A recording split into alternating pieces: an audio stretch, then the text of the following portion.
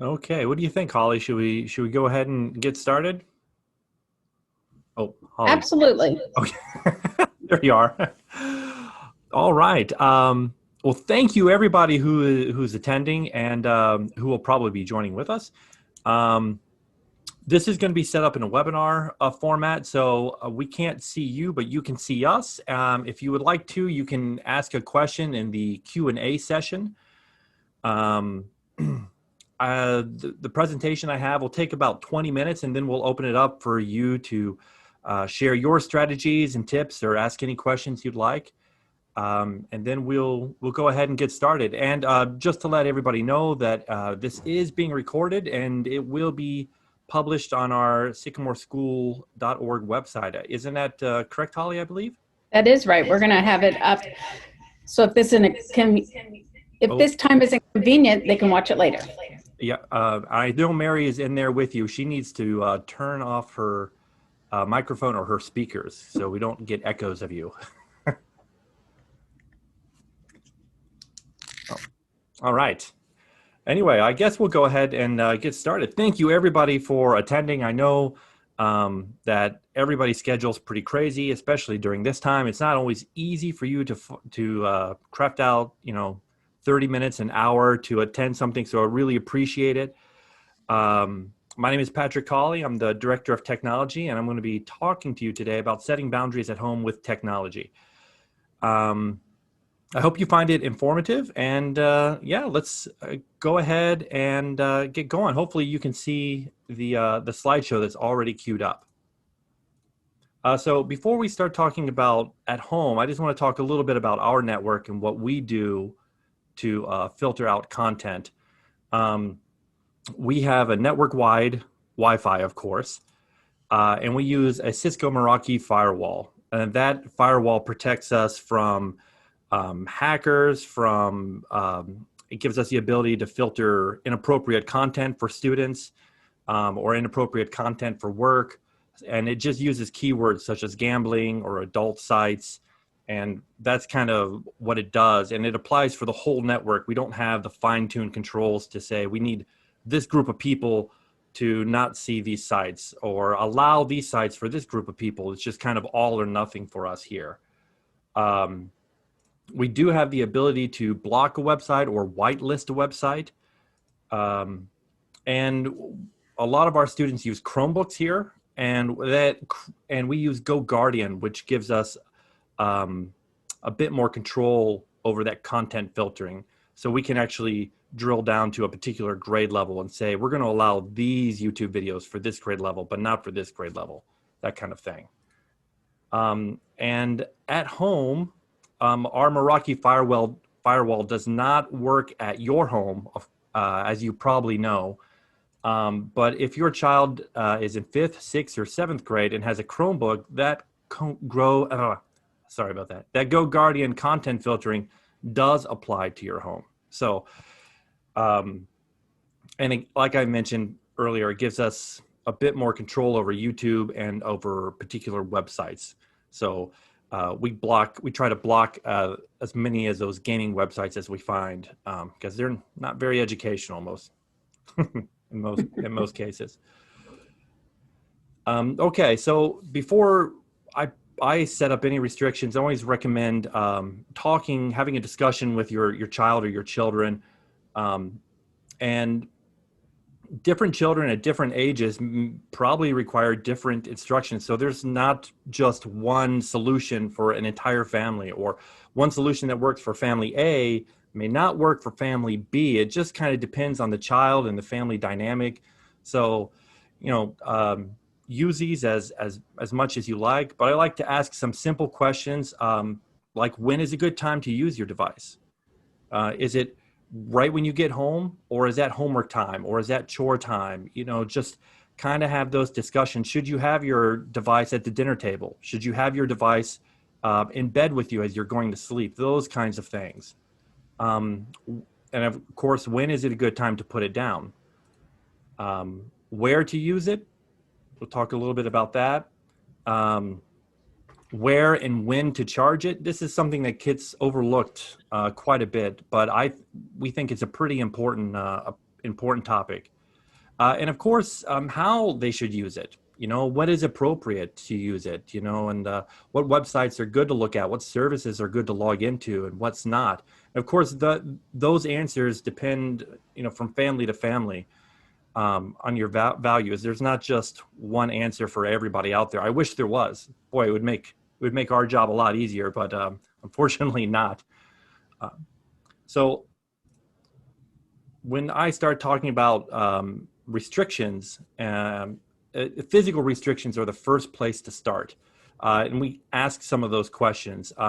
So for my kids, they have to use it in public areas. And no, I'm not talking about like out in the park or the library or or at a McDonald's or anything like that, but just in a living room, at the kitchen table, some place where there's no doors, where I or my wife are going to be traveling in those areas, so we can quickly peek at what's going on at the screen and check in with them. And that kind of lets them know that, hey, I don't have privacy here. I got to be careful of what I'm doing. And we don't allow any charging of devices in the bedroom. It's just too much of a temptation. We've seen students come in really tired, and we'll ask them, they're like, "What were you doing?" "Well, I was checking out the football scores last night and on ESPN.com, and I got to bed around 11:30 or midnight." And when it's charging in the room, there's really not a way for you to check on that, because hopefully you're getting some much needed sleep as well. So we recommend that should be charged either in your bedroom or in some place like the kitchen, where that temptation just to wake up, open it up or turn it on and get that and get that immediate entertainment. Just remove that temptation. Just get rid of that. And this is a tricky one, a routine and a schedule. This is hard to do because your children are so active. They're not just doing Sycamore. They're doing after school activities. They've got sports. They've got music lessons. They're volunteering their time, doing community service. You guys are so busy. So it's hard to set up a routine and a schedule and to be consistent with it. However, there are some tips and tricks that we're going to talk about to help out with that. And the biggest one of that is parental controls. And I'm going to be talking about some parental controls that you have access to right now. Some parental controls that you have to pay for, and just about that. I'm not an expert on all of these, so we're willing to help as much as we can. So, but anyway, let's get started. The first place you can, and a lot of people don't even realize this, is your wireless router. The box in your home that sends out the Wi-Fi signal. That router most likely has parental controls built right into it. But there is a flip side to that. Those controls can sometimes be difficult to get to and difficult to set up. I know with my router, we don't use it because every time I make a change, the router has to restart, and that means there's no Wi-Fi for a good 5 minutes in our house.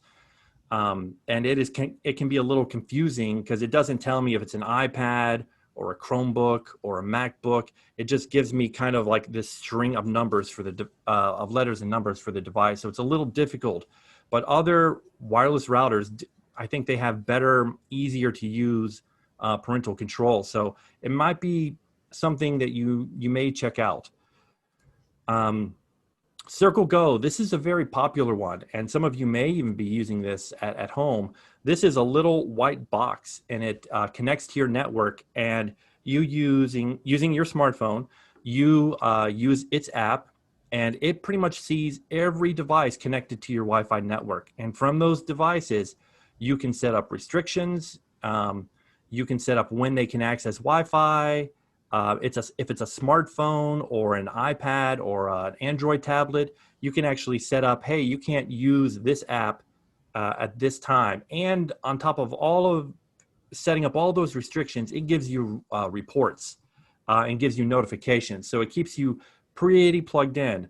The one downside about it is, let's say they have a Chromebook, for example, and they take that Chromebook to their friend's house. Well, it's not going to monitor the Chromebook because it's not on your home network anymore. It's just out there. Now it does have a service with smartphones. So if they have an iPhone or an Android phone, you can connect those phones to Circle Go, and it will track them even and monitor them even outside of your network, which is a nice feature. I think that's a newer feature that they've added within the last year. So yeah, you get some pretty robust controls, but of course it's not free. It's a yearly subscription. They do have a lifetime subscription if you want, but something to work at. And oh, don't worry about writing these. There's going to be other website addresses. Don't worry about writing any of those down. I'm going to be sharing this presentation out with the whole parent community later today. So you don't have to, write, HTTPS, all that good stuff. Another option that a lot of people may not know about is your internet service provider. So if you use AT&T, Comcast, or Verizon, all three of those do have internet parental controls that you can access. Of course, there's a catch with those things. You either have to use their equipment or you have to pay an extra fee for that, or sometimes both. It just depends. When I was doing research into these, their websites were very vague about how powerful it was, what it can do, what it can't do. It was, very little text, a whole lot of pictures. So, but again, it's just an option out there. Maybe something you may want to pick up the phone, and if you can get somebody on the line, they could probably give you some more detailed information about it. Now, there are some free parental controls, and I put on the go here because it's really for smartphones and tablets. And if you have an iPhone, an iPad, or an Android phone or an Android tablet, there are built-in parental controls to that already. They're free. They're there for you to use. This is one of those URLs you don't have to worry about writing down. But yes, and Apple has very good support about how to set this up and how to use it. In fact, our very own John George made a video a couple years ago about how to set it up. And I've talked to a couple parents who use it, and they like it. I mean, there are ways to get around it for the kids. Our kids are so smart. There's always ways to get around it, but this is a good place to start. Android's documentation is so-so, but it is there for you if you want to take advantage of it. And these are good options, but of course they're not great because there are ways for kids to get around. Now, if you're looking for a really robust solution for a smartphone, then you may want to check one of these 4 apps out. Now, there are quite a few others out there, but these seem to be the most used from what I can tell. Custodio, Boomerang, MobiSip, and NetNanny. Again, I think MobiSip has they all have free trials, but I believe they all, if you want the robust, the real big heavy duty features, you're going to have to pay for them. And again, it's a subscription service. So yeah, unfortunately, but hey, that's just what it is. And some of these, most of them do pretty much the same thing. There's an app that lives on the smartphone, and you have an app on your smartphone, the parent app, where you can monitor, get reports, block websites, turn off internet, so. Some of them will let you monitor like text messages. Some do not. Some will let you monitor their browser history with Chrome or Safari or both, or you just have to kind of check out which one is right for you. And there's another service I'm going to put on here called Bark. Bark is a little bit different. We use Bark here at Sycamore to monitor Gmail and Google Drive, like Google Docs and that kind of thing. Make sure things are appropriate there. And so Bark, what it does is it monitors your child's services they sign into. So if they sign into TikTok, for example, it will monitor TikTok. If they sign into Facebook or Twitter or Instagram, it will monitor all those services. It can also monitor text messages. It can also monitor email. like any email service, not just Gmail, but pretty much anything. Um, it's a little aggressive. We get notifications whenever Mr. Young starts talking about World War II. We get lots of notifications that people are writing violent things, but really they're just writing about historical um, battles from World War II or World War One. So it's a little aggressive, but I think they err on the side of caution, and their motto is kind of better safe than sorry, kind of a thing. These are very good, powerful tools, but they can be a little pricey. Now, if you are a parent of a fifth, sixth, or seventh grader, we do have Go Guardian as an option. This is a service that we pay for. It's unfortunately only available to schools right now. Um, it only works on Chromebooks, but there is a Go Guardian parent app that you can download and install. It's completely free. When you get to the app, it'll ask you for your email. Type in your Sycamore email, and it will send you a verification code. And you type in the verification code, and you're off. And you can see your child's history, like what websites they are on, how long were they on those websites, so on and so forth. But this year they have updated the app, and now you have a few more controls.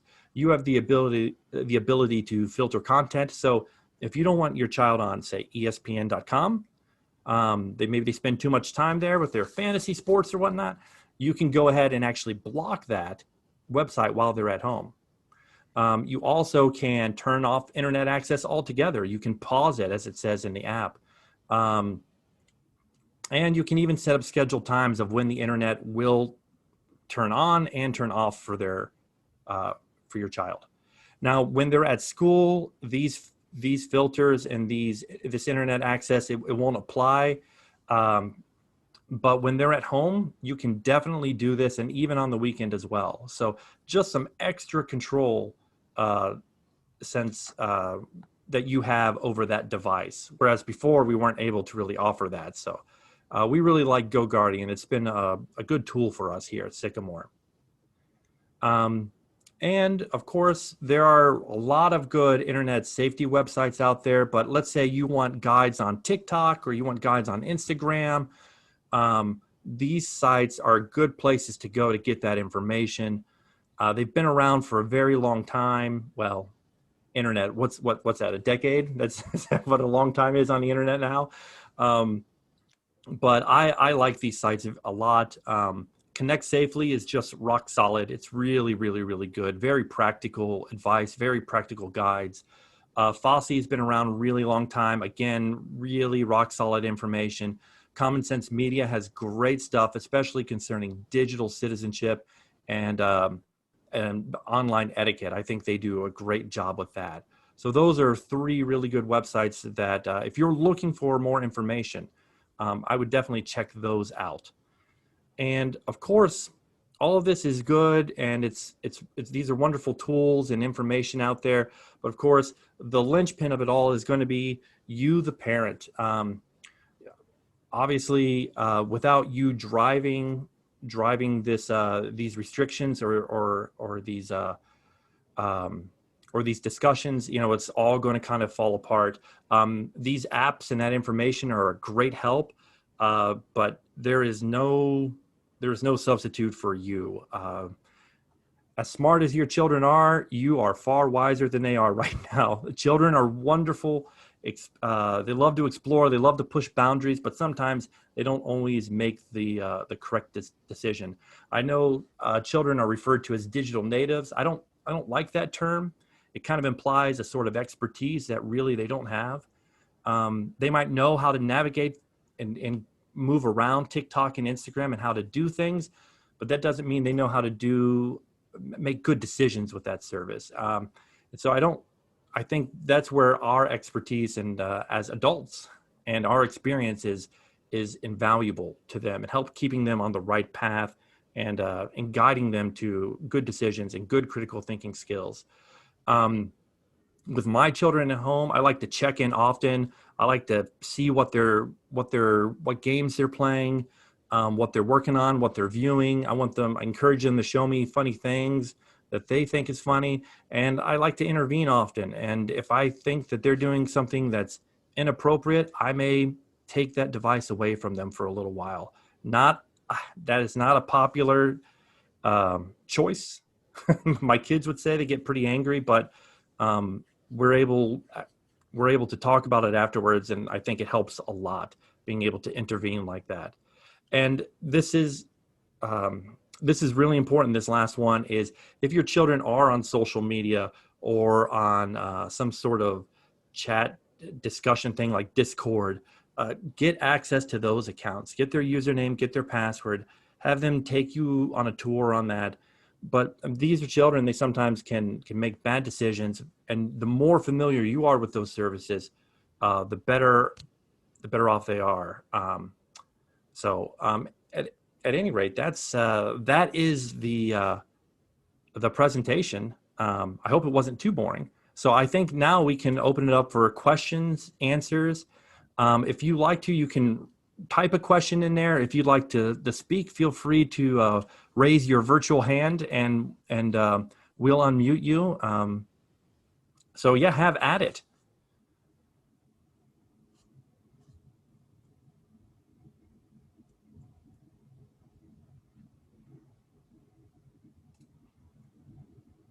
Oh, anybody?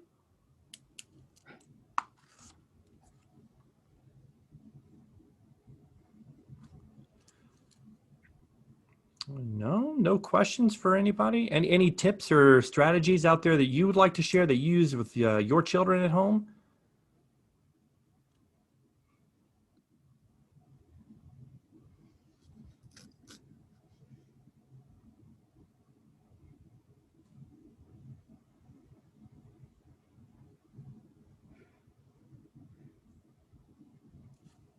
Jennifer Cole has written a question. She says the hardest part is limiting the time spent on devices because of the limited opportunities due to pandemic. Whew. Um, yeah, that is definitely a very that is tricky. Which is why I encourage our children, whenever they have work to do, that they're either working at the kitchen table, in the living room, or in our office, because I'm going to be in all three of those. Well, myself or my wife are going to be in all three of those, and we're going to be able to kind of check of what is going on. Um, and it's not perfect. There is no perfect solution. It's just one of those, you've got to be vigilant, and it's hard because a lot of us, when during the pandemic, when we were doing distance learning, we were at home working as well, and also keeping the house in a good shape and getting lunches ready, and we were getting pulled in a lot of directions. It's very, very, very, very difficult. Um, so yeah, that's a tough one, Jennifer. That's the best advice I can give. Does anybody else have any advice that they'd like to share about that, or any tips?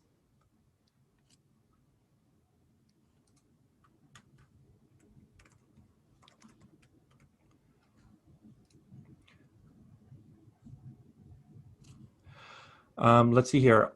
I got a question from Arjun. It says, we have never introduced video games to our first grader yet. He sometimes says that his friends play and he wants to play. Can you suggest what's appropriate age and how to set limits? Best online resources to understand his age appropriate ones. That is a really great question, Arjun. We play video games in our house, and I have a second grader, and I do not let her do any sort of online chat unless I know it's with her friends, and I'm in the living room there, so I can kind of see what's going on. Um, there For younger children, there are not as many games out there. There are some, but they're just not a lot. If you'd like to email me, we can talk about it a little further. We can talk about it a little more, and I can give you a bit more details. Um, Molly writes, are the students encouraged to communicate with one another using Sycamore email or Chromebooks, or do they generally communicate through other devices at home?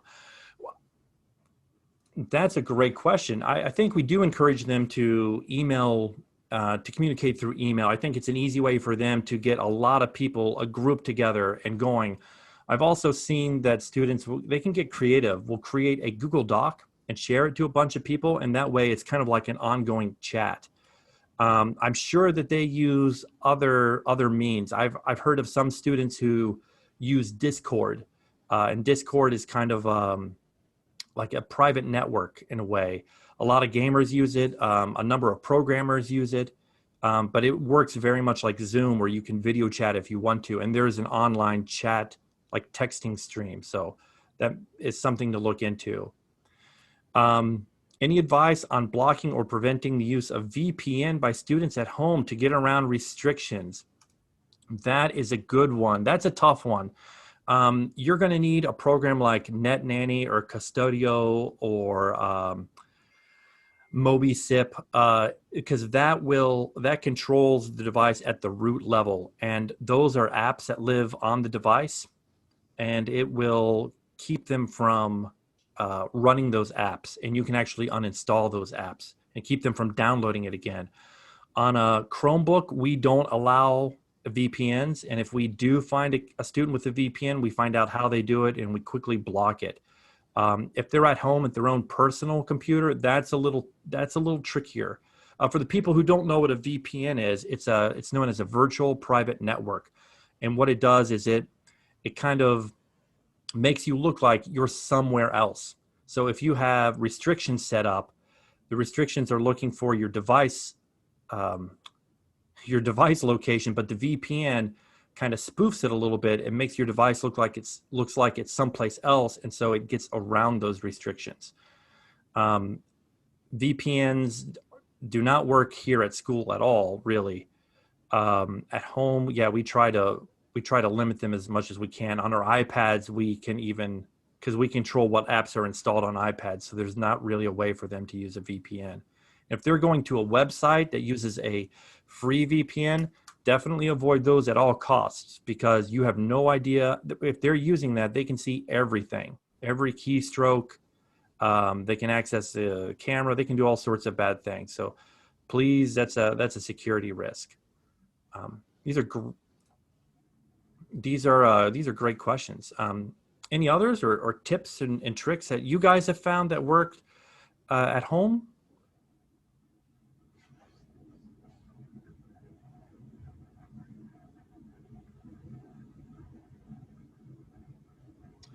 Jennifer Cole has typed in again, and she says that we use the content. Oh, hold on here. We use content and time limit settings on our iPhone family share settings. So it controls all of our Apple devices in the home, and it works really well for both our 14 and 19-year-olds. Yeah, I've heard that it works really well as well. And I'll be sharing this presentation with everybody. And inside the presentation is a link to John George's video on how to get that set up. It is very, very, very good, very clear. And of course, if you have issues or need some help, feel free to come in and visit us in the technology department. We're always happy to help. And now that things are calming down a little bit and we're getting into a routine, we have a little bit more time on our hands, and we'd be happy to sit down with you and go through some options and help you set some things up.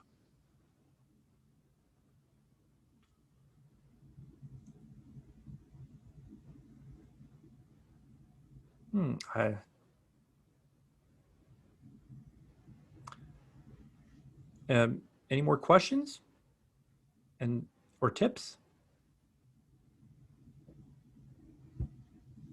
Oh, Holly, I think we may be at the. I know. I want to thank you, Patrick. This was really good. And I wish I had known this stuff when my children were at home. They're all grown and out. But really, you did a great job. And I want to thank you for starting off our parent engagement series.